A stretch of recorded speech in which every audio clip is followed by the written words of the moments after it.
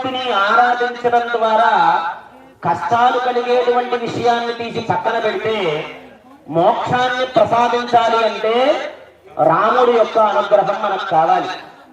రాముడు యొక్క ధర్మాన్ని అంటే ఆయన అనుసరించినటువంటి ధర్మాన్ని కనుక మనం చూసుకున్నట్లయితే కలియుగంలో ఎంతమంది రామునిలాగా ఆదర్శప్రాయంగా ఉన్నారు అనేటువంటి విషయాన్ని అందరూ కూడా మనం చేసుకోవచ్చు.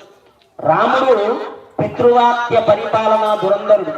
ఆయన అడవులకు వెళ్ళమని చెప్పగానే దశరథ మహారాజు ఆయన ఒక్క మాట కూడా మాట్లాడకుండా మరి తాను అడవులకు వెళ్ళి ఎన్నో కష్టాలు పడ్డాడు.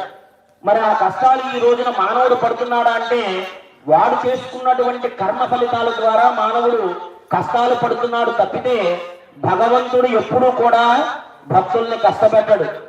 ఎందుకు కష్టపెట్టు అంటే ఆయన్ని ఆర్తిగా నువ్వు పిలిస్తే భగవంతుడు ఎక్కడున్నా పరుగు పరుగున వస్తాడు అనడానికి గజేంద్ర మోక్షాన్ని ఉదాహరణగా మనం తీసుకోవచ్చు. ఆ గజేంద్ర మోక్షాన్ని ఉదాహరణగా మనం తీసుకున్నప్పుడు మొసలి ఏనుగుని బాధ పెడుతూ ఉంటే ఆ ఏనుగు ఏం చెయ్యాలో తెలియక వారి పరివారాన్నంతా సమస్తమైనటువంటి దేవతలందరినీ కూడా ప్రార్థిస్తూ ఉందిట. అలా ప్రార్థించిన తర్వాత ఎవ్వరూ కూడా ఏనుగు యొక్క అభ్యర్థాన్ని అర్థం చేసుకోవాలి. ఆ తర్వాత ఆలోచించి ఆలోచించి ఆలోచించి మహావిష్ణువును ప్రార్థించిందిట. ఏమని ప్రార్థించింది?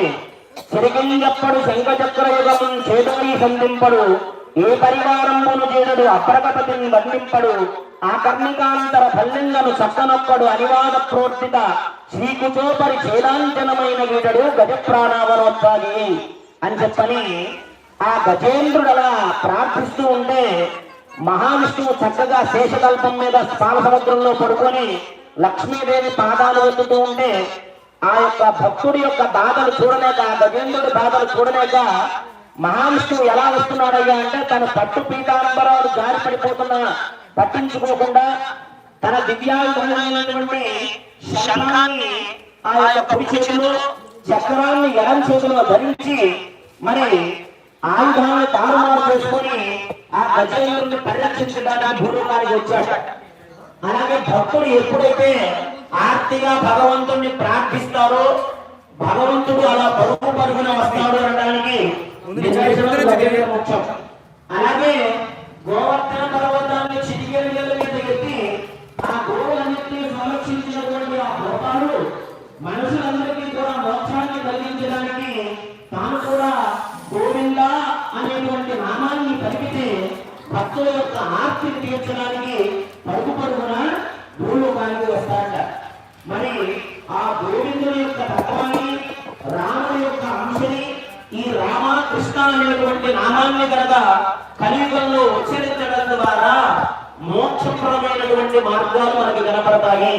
కష్టాన్ని గట్టెక్కడానికి ఈ భవసాగరాన్ని దాటడానికి ఒక తెప్ప అనేటువంటిది మనకి తగులుతుంది. ఏంటి?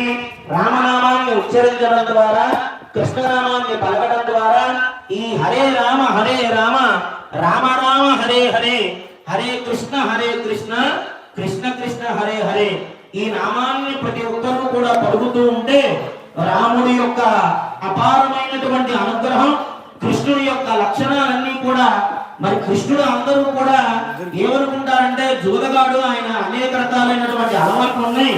మరి కృష్ణుడు వ్యామోహితుడు, స్త్రీల పట్ల వ్యామోహంగా ఉంటారని చెప్పి అందరూ కూడా భ్రమలో బతుకుతూ ఉంటారు.